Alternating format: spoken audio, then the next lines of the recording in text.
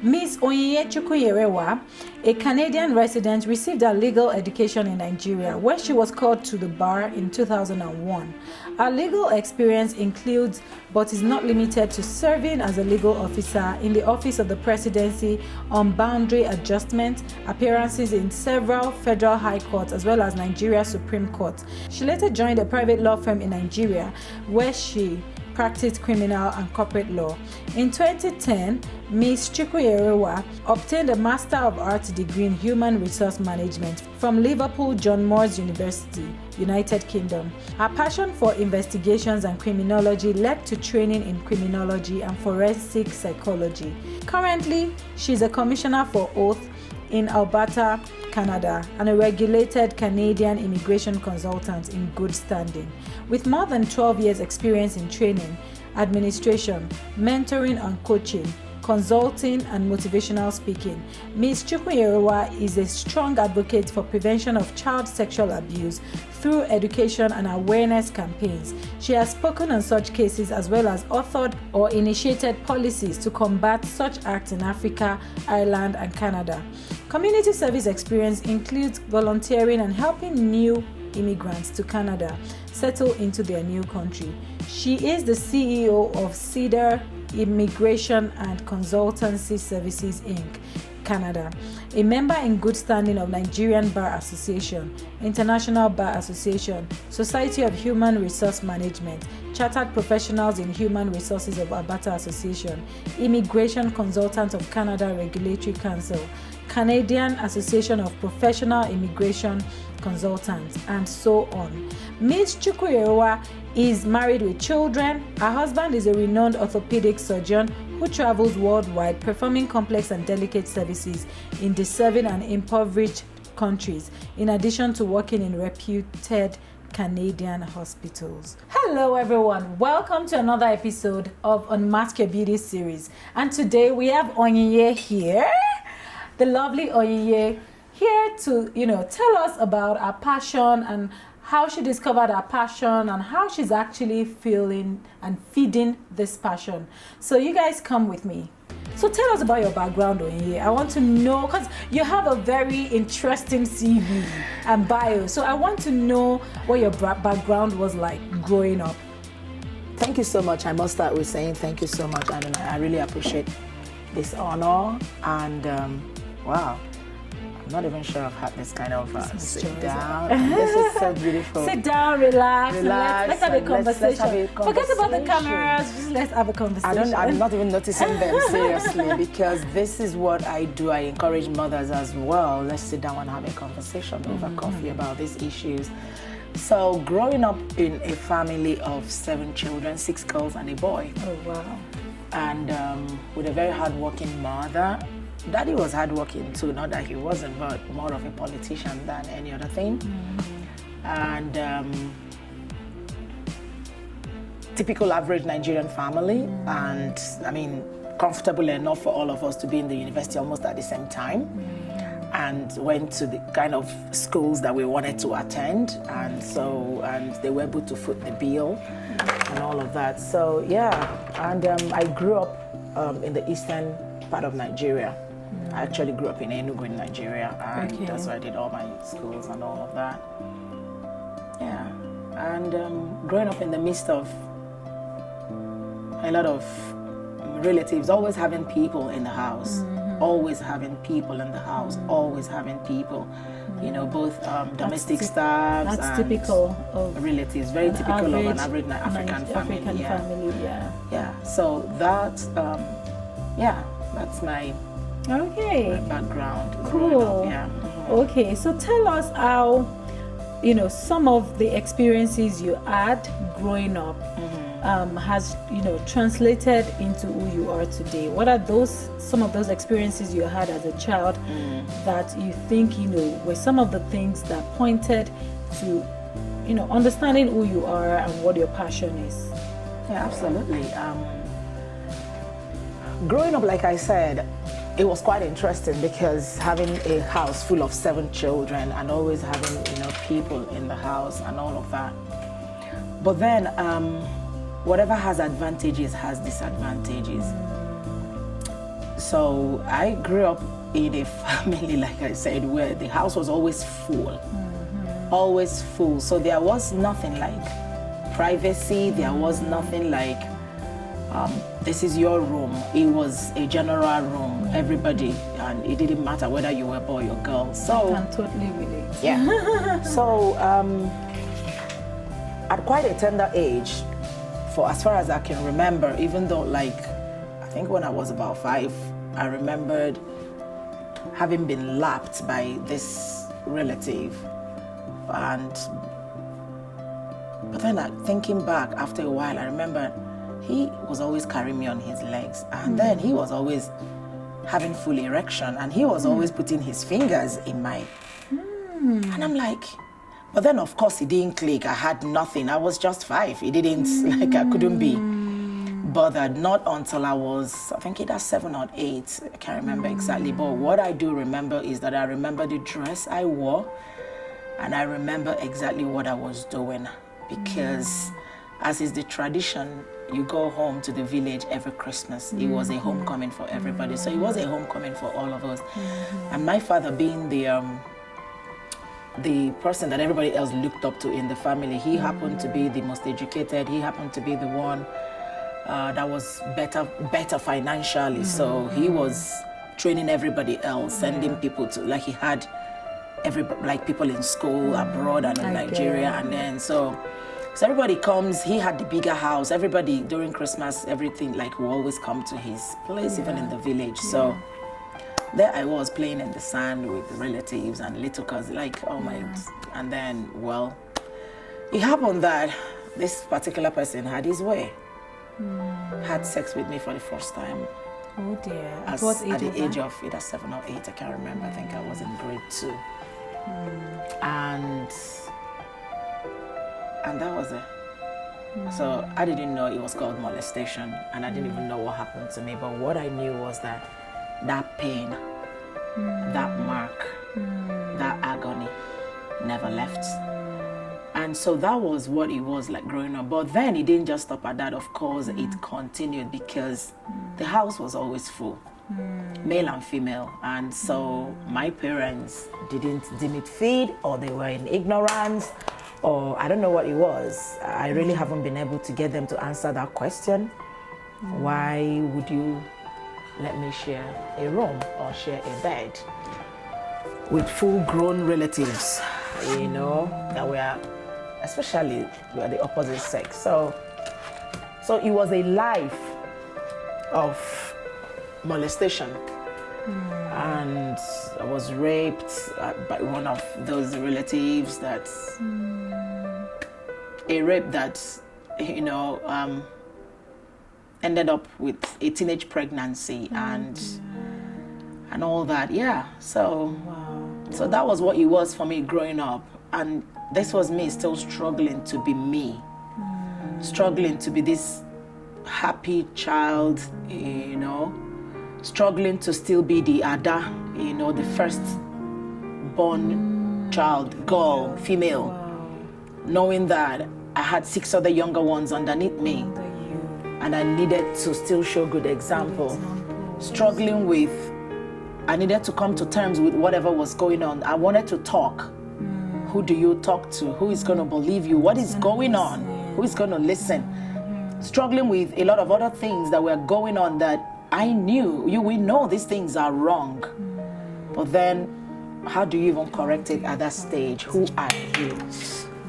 You know, like, who are you, you know, at that stage? You just can't even... no, that's fine, I'm good. You know, so yeah, so that's what it was like for me growing up. And yeah, those were some of the challenges. And of course, you know, child abuse, whether sexual abuse or verbal abuse or emotional abuse or whatever kind of abuse on a child, has its own impact. You know, which includes you not able to concentrate in school, you know, like mood swings and all of that. Yeah, I get, and that must have, you know, contributed to a lot of, you know, of course, growing up, mood swings and all of that. It did, and of course, back home, custom. everybody will start thinking of, oh, she's a buku. So let's go for deliverance. She's an Omanje.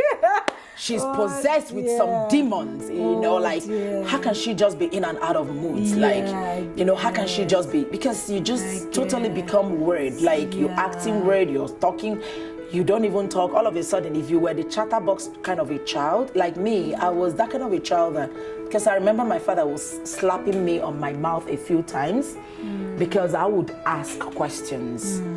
I had always been that kind of a curious child. I had always wanted to know, and I think that formed my thing of, okay, when I now started making inquiries in my junior high days, okay, what is it that I'm going to study that will give me that kind of boldness to still be able to speak my mind? So I'm just like, I couldn't just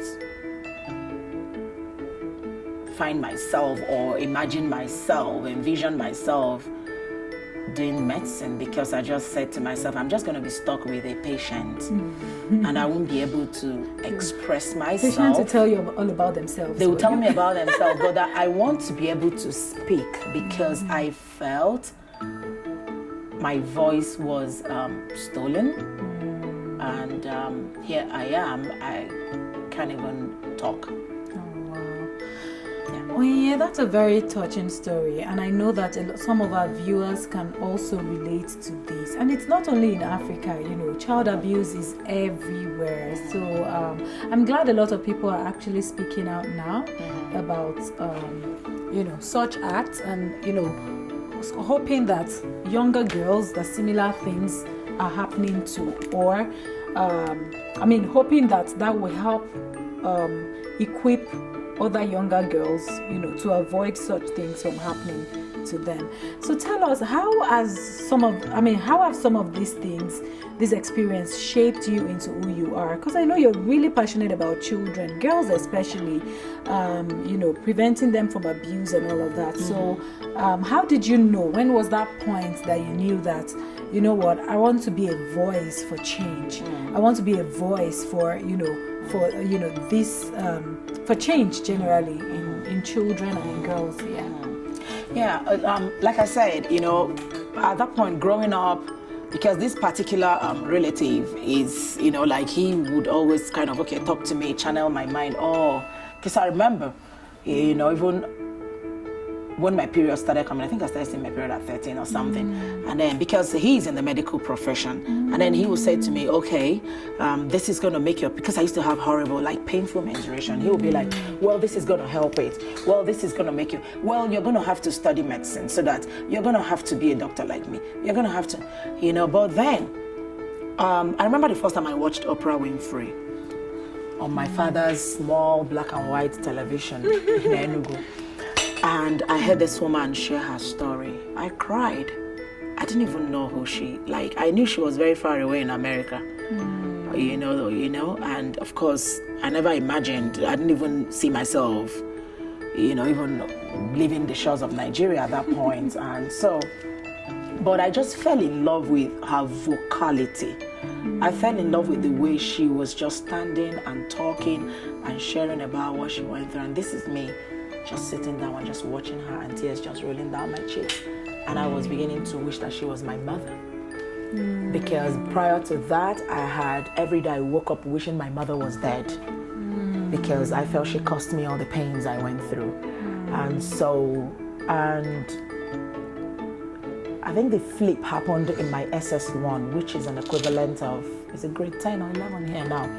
So about then, when I said to myself, no, because I was beginning to see a lot of injustice. I was beginning to see a lot of other things that I just could not stand. And so I'm like, no, I need to do something.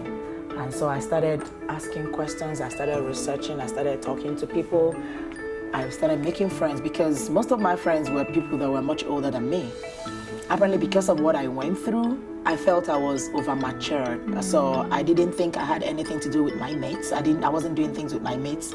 I wasn't doing things with, So when I found out that as a lawyer, that I could fight against injustice and fight for children, because I would go to the village, I would see what was being done. Like, I literally saw a lot of widows in my village being maltreated. I saw their children suffer. And I used to steal my mother's food to go to the orphanage home, you know, to give them things. I'll go in the morning, I'll sneak out, I'll stay with them, I'll cry with them, I'll carry them, I'll clean them. And so I was doing it every day. At some point, my father caught me and was like, no. Okay, finally, he was like, okay, he got everybody involved. And so it became a family tradition. We would go and all of that. And so I saw a lot of all these injustices. I didn't know why a woman's husband would die and they would blame her. And they will lock her up, they will beat her, they will scrape her head. You know, so a lot of things. And I would see innocent children just being... Like, I saw people had house helps. My mother had a lot as well. And these kids were being maltreated. And so I just saw a lot of injustice, social injustice. I saw a lot of imbalance in the society. And I cried every day. And I said, I can do something. And I said, okay, the number one way to do it is to equip myself educationally, you know, and I started researching. So what could I do to be able to even get my self-esteem back, the boldness and all of that, to be able to, you know, stand up in court or anywhere and say, no, you guys have to change these rules or laws, and, you know, can we do this, can we do that? And so that was when I actually started hating custom, because a lot of other things, like I was asking questions, my father would slap me and say, is it tradition? And I'm like, no, she didn't kill her husband. It's not the tradition. Her children don't have to pay for what they don't know about. You know, so I just bottled up and I just stayed focused. And I said, you know what? I'm going to go to school and I'm going to become a lawyer. I had gotten admission to study English linguistics in one of the best universities then, but I just turned the offer down. And I said, no, I'm going to become a lawyer. And so it took me 2 years to write my JAMB and pass it and go study law. So yeah. So, and that was it. But then it didn't happen almost immediately. Like I thought, of course, you have your own plans and then there are other plans awaiting. Absolutely. And then, so when I finished, got my law thing, was called to Nigerian bar, and I found myself practicing. I did a bit of criminal law though, and then, but my heart was pained. Because you see all these injustices and you think they can be corrected in the courtroom. Right. Big mistake. You know, honestly. So, because you just found out that the system was working against you. And so it was tough for my young mind, you know, just being called to the bar, and I felt like I was all by myself. You know, I felt like John the Baptist, like a lone voice. I just felt like, no, I wasn't ready to handle this. And so I left, you know, and I did a bit of, no, before then I had done corporate law. I worked a bit with the government. I worked with the Office of the Presidency, National Boundary Commission, which I enjoyed. But I knew that wasn't what I really wanted to do, but I was doing it. So after that, I left. I did a bit of criminal law. And oh my God, I had horrible experiences. I didn't quite appreciate that, you know, the fight back, the push back from the system. And so, well, in between all of that was when I got married. So I left everything. And relocated from Nigeria and joined my husband, who was already abroad. He was in Dublin at that time. Then fast forward down the road in 2010. Was when I spoke out for the first time about my abuse. Wow. And so where, like, when and that was when I realized that, you know what, I've kept quiet enough, and more damage is being done. And because I discovered that the chief molester, the rapist, the one who, you know, is the chief of all this, was still molesting and raping kids that I was like almost 20 years older than. So he was still doing it. Oh, you mean the person that... Yeah, the same person. Wow. Is a trusted relative, right? He's a trusted relative. And so, so when I realized that, my parents were there, and so I just broke out. And so that was when I'm like, okay, you know what, guys? I've had enough. and I'm not keeping quiet. I'm not going to do this anymore. Let's deal with this. Let's deal with it. And so, so that was when, after that incident, because it was a big incident, big display in my sister's house in England, because I went to see my parents. And then when I heard it, I started giving out to everybody. I started screaming. It was actually the first time my sister heard of it. It was it was the first time I actually openly, because prior to that time, after law school, when I was in law school, I had a chat with my dad. Okay. But he, of course, found out what I'm finding out with this advocacy thing is that when it happens in the family, everybody wants to turn a blind eye. Yeah, everybody wants to keep quiet about it. So he kept quiet, he turned a blind eye and all of that. So this really got me angry at this stage. But then after that trip, I went back to my destination, to Dublin, and I sat down, I cried for days, for weeks. I was really upset, I was crying. And I just locked myself and just to what I call a retreat, a time of meditation, prayers, fasting, asking, what is my purpose really? And then I'm thinking back, I remember why I actually got into study law was to advocate for the less privileged, actually, those who didn't have a voice to speak. I wanted to speak for them. I wanted to stand and tell women to stop maltreating their house helps. I wanted to speak for widows. And so I said to myself, that was actually why I studied law. So, and that was it.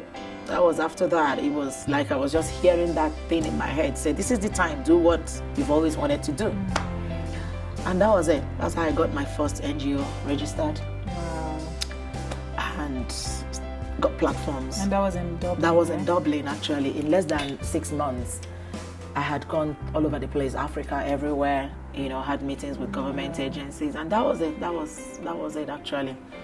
Wow. And I'm like, no, we can't just keep quiet, because then it was 1 out of every 10 girls we get molested before they turn 18. But now it's 1 out of every 4. In fact, it's actually 1 out of every 3 girls. Wow. Gets molested before they turn 18. 1 out of every 4 boys gets molested before they turn 18. So every second we keep quiet, a child is being molested somewhere. Per second. That's what it is. And they're told to keep quiet. Even if they are not telling you to keep quiet, you've been threatened. Yeah. And then even if you've not been threatened, you've been gently coerced into, it's a little secret, like mine was. You are the favorite. You know how much I love you, but it remains a little secret, right? And even at that, that's why that's why I have more discussions with mothers, because the mother instinct in us will always be right. And then if you spend time with your child, you will discover who your child is. And so you will know when your child is going through something. You will know when your child is not your child. You will know when your child is rebelling as a matter of something that they are going through. If my daughter comes home and begins to rebel all of a sudden, and I just know she didn't go to school this way, I'm going to ask myself, first question, what's going on in school, or what went on, what went wrong, what happened? Did you have a fight? Did you have an argument? No. Did somebody talk to you carelessly? Was there a bullying incident? We're going to talk. And she might not be ready to talk at that point in time. But in the evening, in the night, after prayers, after night devotion, I'm going to go to her room, because that's my practice, to spend those few minutes with them. In their bed, we chat, we talk, and that's when they tell me everything that happened in school. But so many of us don't do it, because we get so busy, so preoccupied with things that really don't matter, and we neglect the first assignment that we have, the children. So for me, that's really powerful. And with the way you're going about it, like, you're not just keeping quiet. So I know you're not the only one this probably happened to, but you decided to be a voice. You decided to speak out and to fight against this. And I know that you also went to law school here so that you can fight against some of these injustices, you know, that have been put out there, even in forms of, you know, laws in the country. So tell us more about your work and what you do to actually combat all of this injustice done to children. Oh yeah. Thank you so much, Adoniaa. I remember because we used to live in Halifax actually. Okay. I had lived in Halifax for a year, and I remember me doing the first of its kind walk in my shoes, Halifax. Okay. What walk in my shoes? Can you tell us about it? Walk in my shoes means, can you walk a mile in my shoes before you judge me? Walk a mile in my shoes and have a feeling of what it feels like to be molested at the age of 5. Have a feeling of what it feels like to be molested or raped at the age of 14. Then if you can just be in that position, we're not praying that you be raped or you be molested, but if you had tasted it or if you had experienced it, then you'll be able to come out with us and say we want to change policy or we want to protect children. Then you'll be able to speak and stand with us, right? That is on that side. Walk in my shoes also can mean join me, walk with me in my shoes so that we can change these laws, so that we can shed more light on this issue, so that we can bring awareness. So is that a non-profit organization or a movement? It was a movement. Okay, cool. It was a movement, and which pulled over 130 participants actually, and all the media houses in Nova Scotia. It was really a big thing because we walked 5 miles. I think we did walk more than 5 miles or something. And and just to create awareness. So that's just some of the things I do. I do those kind of campaigns, you know, and it was some organizations that got together and organized that for me. Okay. So I spoke at those events, and then I was always at the TV houses and radio stations talking about tips, giving tips on prevention and teaching parents what they should do to prevent it before it happens. Because when it happens, the child is never gonna be the same. It doesn't heal. I can tell you that. Because in this work, I have met people in their 90s that are still going through therapy. Wow. I have met people in their 60s that are still going through therapy. I've met people who, of course, because of the abuse they went through as children, they caught STD, sexually transmitted diseases that were not noticed, and it had affected their cervix, it had affected their fallopian tubes. And because he was untreated for years, he had blocked their tubes, and now they are married and they're telling them they can't have children. But then you're telling your husband, you're the first man I ever actually knew officially. And then the man doesn't understand. If I'm the first man, how come you have fallopian tubes blocked? And then you don't want to tell your husband that you were molested or raped by your father or by your brother who got you infected by a sexually transmitted disease. How do you tell your husband that? So a lot of women live with that secret. So they're carrying that oath of secrecy around. And yet that's not just it. A lot of women or men, you're putting up this square attitude. You're being overprotective of your child. Like so much is going on and you can't even share. The man is wondering, why did I marry such a queer wife? You're having some nightmares. Middle of the night, you're jumping out of the bed. You can't even have a proper sexual intercourse with your spouse. You're calling up and thinking, oh, he wants to rape me. Somebody wants to rape me again. And then you're scared. It destroys the mind. So it's just so much, you know. So I run such, but most especially what it is, you know, I speak everywhere that there are human beings. I speak in churches, I speak in gatherings, I teach prevention, I teach tips, because I had to get to a point where I had to forgive myself, and I started learning to forgive My parents, because for their act of omission. But then I'm saying to myself, okay, they didn't get it right, but I'm a parent today and there's something I can do. I can get it right. Wow. Oh boy. So, wow, is that the way that feels? No way. When I see people carry this, I admire it. I didn't know that you're literally going to actually feel that you've got something. You've got something, but then it's going to settle down in about 5 minutes. Oh, really? So just be calm. Tell me about it. Oh my God, I'm already looking different. Oh, wow. This is interesting. You are such a powerhouse. And I just want to say thank you for, you know, for deciding and choosing yourself to share the story, to be vulnerable enough to share the story, and also to put yourself out there to fight against this injustice. Because I'm sure there are thousands of women out there that this has happened to, and they're still living with that shame. So can you tell us, what was that process of forgiving yourself like? Because I know a lot of people still feel guilty with themselves. They feel like they even caused the molestation, or they caused the rape, right? So when did you get to this point where you were like, you know what, I forgive myself and I'm gonna go out there, be a voice to prevent it? One thing I did was, you know, the moment I started speaking out, I had to get therapy for myself.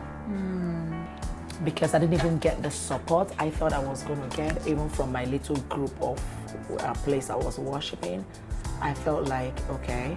But it's now that I'm beginning to know why people actually stay in denial or don't want to discuss it or something, because it's either it's happened to them or it has happened to somebody close to them, or they don't want to deal with it. So they live in denial and pretend that it didn't happen. Or it has happened to somebody they know and they're feeling guilty that they didn't deal with it when they were supposed to have dealt with it. But then I didn't understand. I was really very upset. I was angry because I needed support. Like, I desperately needed support, you know, but I didn't get it. So the only support I got was, you know what, I'm just going to pay and go for therapy. And that was what I did. So I attended therapy, you know, quite a few times. And and it helped me. It did help me because, you know, you're sitting facing this therapist, and one thing they let you do is they just let you talk and cry and scream and do whatever it is that you want to do. And that was the first thing I really needed most, because I felt nobody had ever actually listened to me. And I needed somebody to actually listen to me. And so when the therapist was ready to listen to me, that felt good. So I talked about it. And so after that, she worked with me, you know, and then I gradually, so I found out that the more I spoke about, the more I shared my story, the more I was getting healed. Wow, and I've heard that before. Yes, it's true. It is true.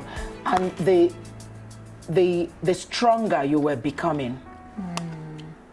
Because what it is for as long as it remains a secret, you are giving the person, the rapist or the one that molested you, you're still giving them power. They still have that power to control your life. True. And they still have power to control your future. And I want to say this, just in case you're listening, honestly, and you've been through you stop being in shame. Because it got to a point, of course, not that I didn't have, they put up a fight. My family put up a fight. My parents put up a fight. The chief rapist put up a fight because he felt he was well positioned.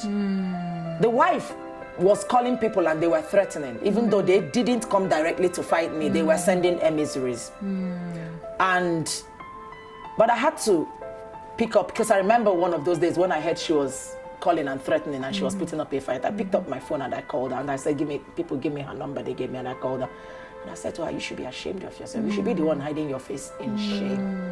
That your husband is raping and molesting and impregnating every little girl, including your own siblings. And calling people to tell them, to warn me never to set my feet in Nigeria, that you were going to kidnap me. And I'm like, I said, even if you own the Nigerian government, and so what? You don't own my breath. And so I threatened her. And I said to her, if you send my name or call my name next time, you're going to go to bed and not wake up, because that's the kind of a God I serve. So you better be careful. You don't threaten me. No, it's true, because you can't be sending people to threaten me that I should even watch my back, even where I am. And I said, okay, that's fine. You're threatening me.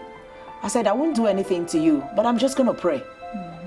And I'm like, you don't just threaten people with your influence and all that. Anyway, so that was it. But, it wasn't easy. But I tell you, the more I spoke about this, like in a week, I was getting up to 3 or 4 platforms to speak. Wow.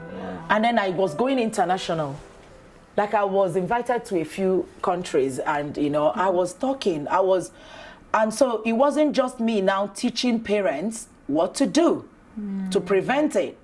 It was me now talking to young people.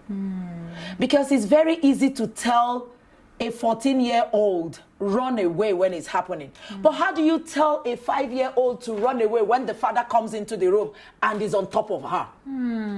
How do you tell a 10-year-old to run away when that neighbor that he trusts locks the door and is touching his penis, and he doesn't understand what's going on? How do you tell them? Even, I've met people that are 17, 18, and they were still lured into this. One thing we have to understand is abuse or harassment comes from a person with a power, with an authority over you. And so they're using their authority. So it's got nothing to do with you. And so I sat myself down and I said to myself, this has got nothing to do with me. When I was 5 and he would carry me on his legs and he would have erection, it had nothing to do with me. Because I didn't have a breast. No. I didn't have hairs. So what was attracting him? He's sick in the head. Absolutely. And so that's what I said to myself. And so I had to work with myself. With that. And I said, no, Onyinye, it was not your fault.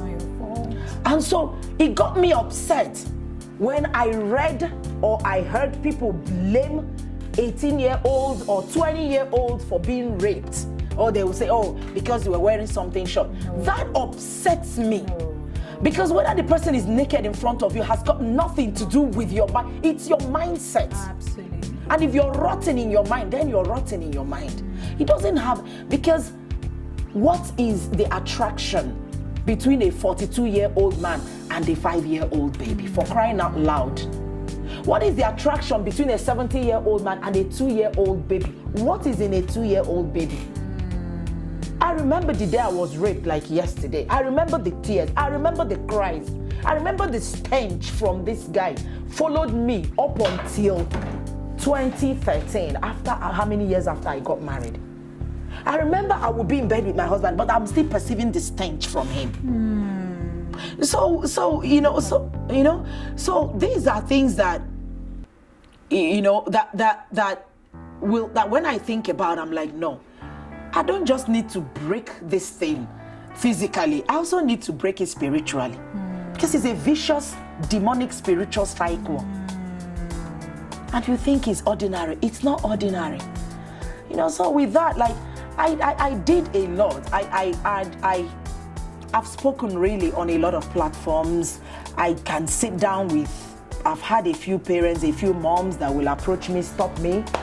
And they will say, just talk to us about prevention. What do we need to know? Because there are things that we need to know. And I remember speaking at a conference, and I was invited to speak as a guest speaker. But then usually when I go to speak, I always want to have meetings with the mothers especially. So I always like to have my own little tete-a-tete with mothers. And so in my bid talking to these women, because I always want to correct the mistake that my mother made and some of our mothers are still making. And so after that, this lady went back home, and the next day she came back crying with a lot of gifts, and I'm like, what happened? And that was when she shared the story of her 10-year-old daughter. She didn't even know was being, oh my God. And she had no clue, she didn't suspect. This lady just wanted to help a friend, a colleague who had accommodation problem, a 52-year-old colleague, a woman like her, who was thrown away from her own accommodation. And she said, you know what? Come put up with us until you find yourself another space. And so this lady talking is her and her husband and their 10-year-old daughter in her own room, her and her husband in her own room. So when this lady came, she was like, yo, you can go to my daughter's room, you guys, she has a big bed, that's fine. She didn't imagine that 52-year-old friend and colleague that she respected a whole lot was going to start fingering her daughter. Oh dear. Was going to start forcing her daughter to have sex under her own roof. Woman to woman? Woman to girl. Of course, it happens. I was molested by men and women. I went to a boarding school, a girls' secondary school, and I was molested by girls as well. So, because when you're vulnerable, people already know you're a vulnerable child. And so that was what happened. And what pained this woman, she was crying, and she felt so horrible because she said to me, my daughter has been trying to get my attention. But I was so busy. Wow. And I kept on saying, we'll talk later, we'll talk later, we'll talk later. And that was what happened. And so she said she felt so broken. So immediately they touched. So because that day I talked about how well do you know your child? That was my topic. I said, how well do you know your child? And I asked every single mother there. I said, tell me exactly what, if you hear now, you'll be. Nobody was able to answer that question. Nobody could say, I know my child in and out. I know what nobody. And I said, when you go home today, go listen to your child. Maybe your child has been trying to gain your attention. So this woman said, she said to me, you were talking prophetically. I actually thought you were talking to me. And I said to her, it was my first time in that country. I've never met anybody there before. I was invited to fly all the way as a guest speaker. I said, I don't know you. And so she went home, she sat down and listened to her daughter, and the daughter broke down. The daughter was already upset at that point with her. I said, Mommy, I've been trying to tell you this for the past 2 weeks. Mommy, this has been... So this woman was like, she said to me, Madam, thank God my husband came back because she would have committed murder. So when the husband came back, the husband held her and said, you know what, let's just throw her things out. And that was it. So they just threw her things on the street and just... I said, you need to get therapy for your daughter because her life is never going to be the same and all that. So anyway, and that's just, honestly, that's just one of it.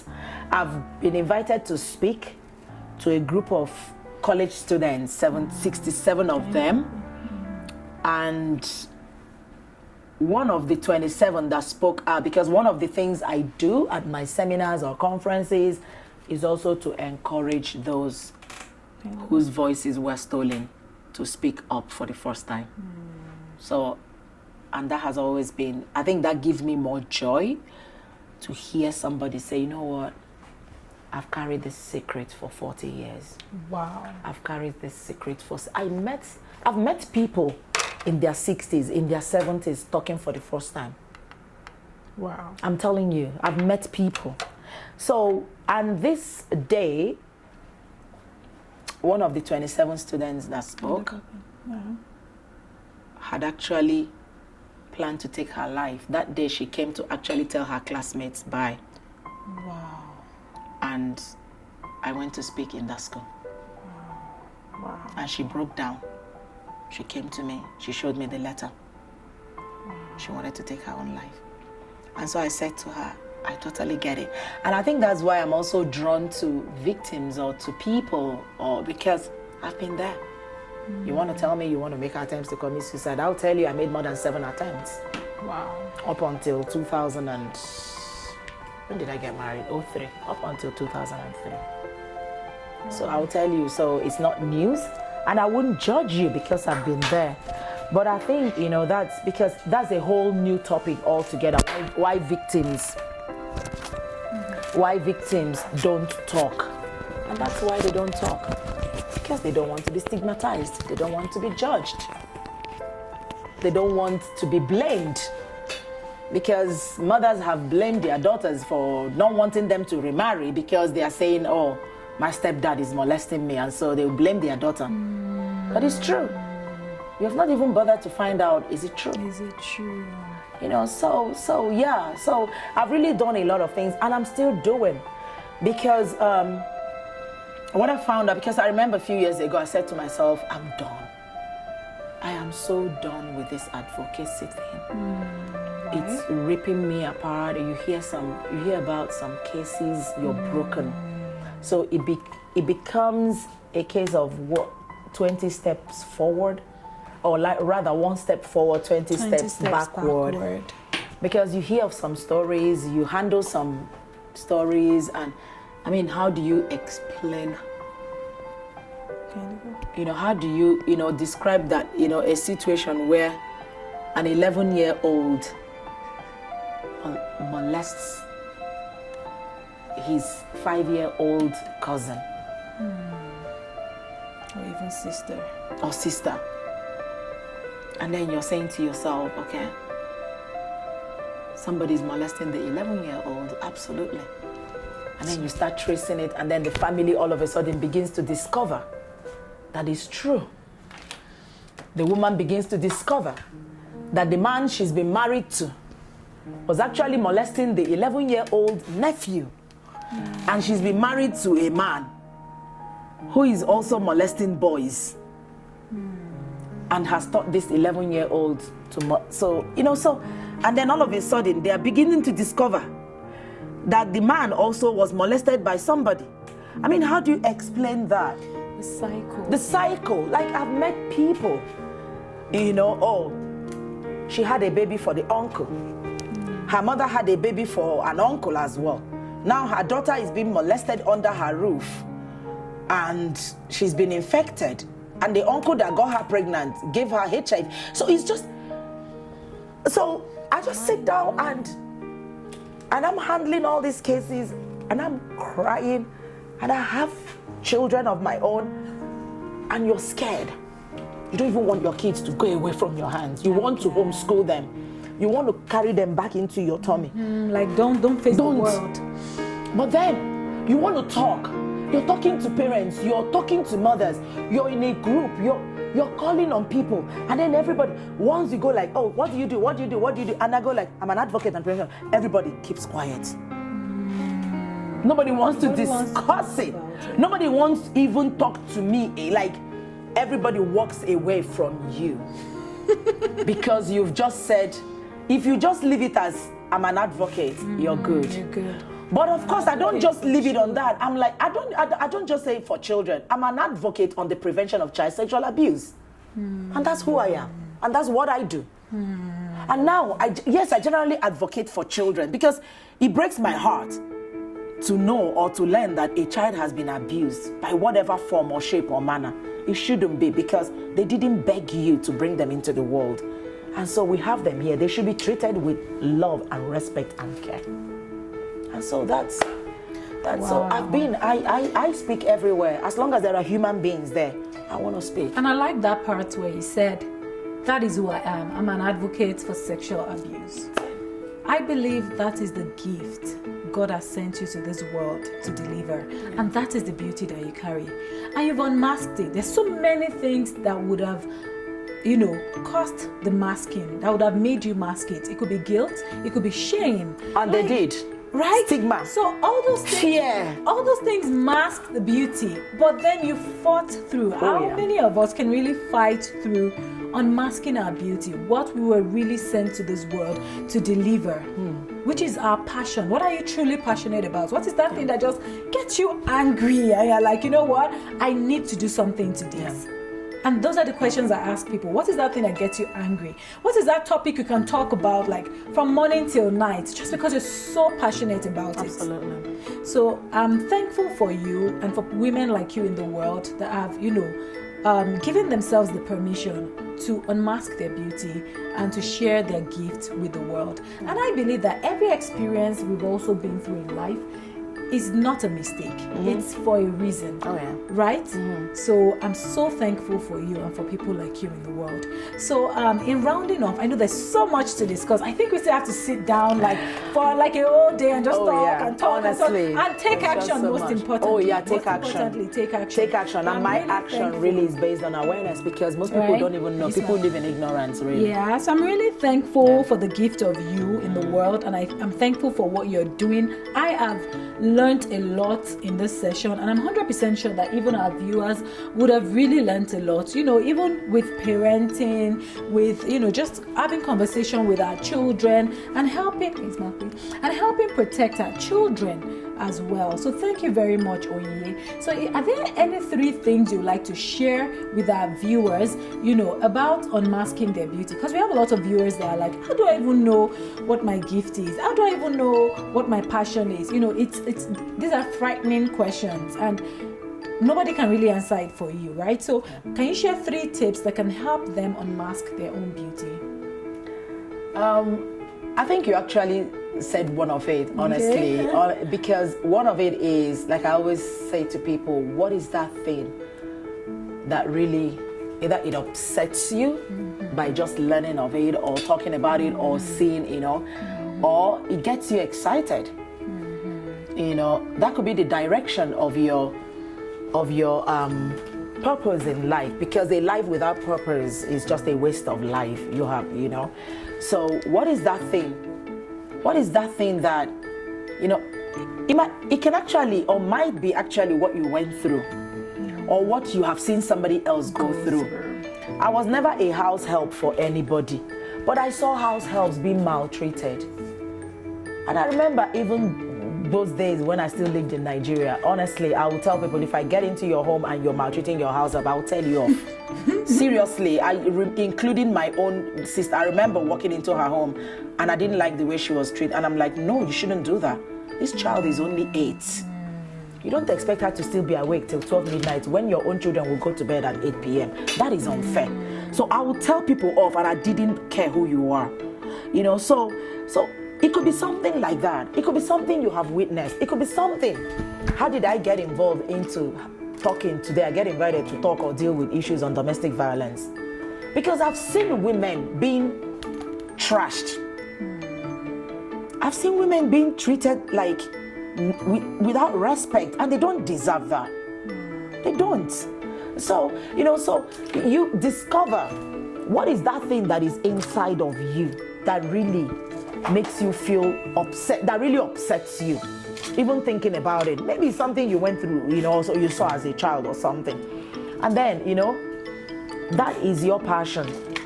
Number 2, you might not have gone through it, or you don't even know anybody that have gone through it, but you're seeing it in the society.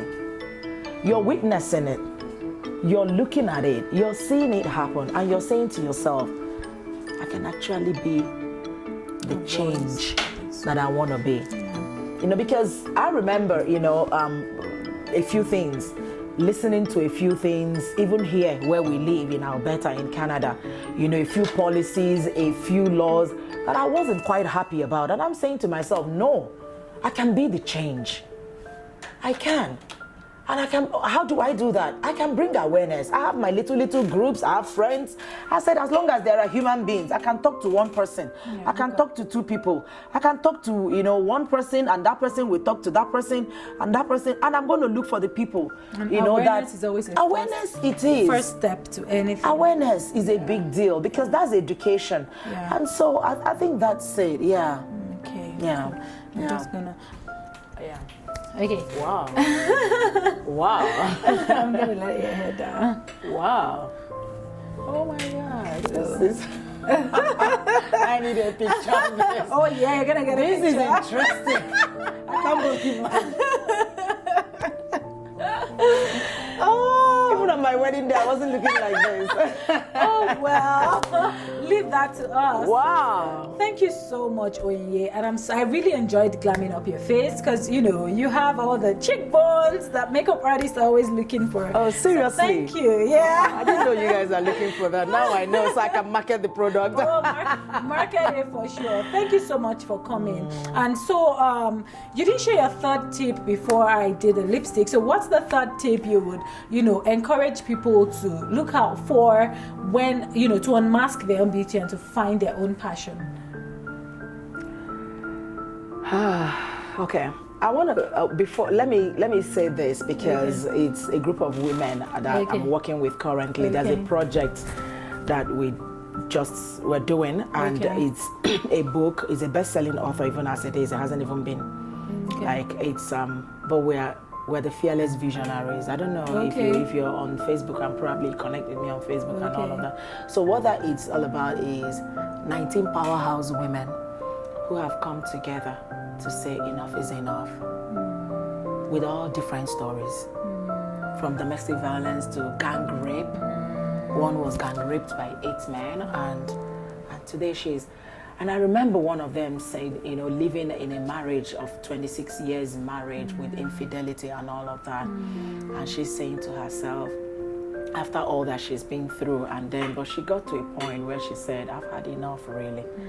And after all the traumas and everything, she just said, you know what, now she founded an NGO, she says, Trauma Defeated. Right, so, and I was, because I did a live video on that thing yesterday, and I'm asking myself, and I'm asking women, and I'm saying, at what point really do we say enough is enough? Enough is enough. So, whether you're looking at what is going on, whether you're feeling it inside of your bowels because of what you're going through or what somebody else or whatever it is, you can actually just wake up and listen to the news and listen to policy and just say, you know what, enough is enough. I just want to do something to change the system. I want to do something to protect children. I want to do something because one thing I found out is what goes around comes around. So this is you telling our viewers to give yourself the permission to do something, whatever you complain about, whatever you're not happy with, or whatever you're so excited about, take action. Most importantly, you know, quit the talking and take action. And quit the moaning. And quit the moaning. More like quit the complaining. Quit the complaining. More like quit the complaining and do take something. Action. That's it. Take Absolutely. action, most importantly. That's what it is. Thank you so much, Onyinye, for coming to the Unmask Your Beauty show. I really love you, and I love the work that you're doing in the world. Even if it's just one life that is being changed, you are successful. Thank you. Thank you so much, Adoniaa. I really love this. Oh my God. Picture time! I can't believe this. I can't believe this is me. So thank you all our viewers for watching. I'm sure you've taken a thing or two out of this episode, and I'm sure you will go all out there to unmask your beauty, because you know what? You are beautiful, you are unique, and you have everything it takes, you know, to deliver that gift to the world that you have been given to deliver. So go all out there and unmask your beauty. Bye. Say bye. Bye, viewers.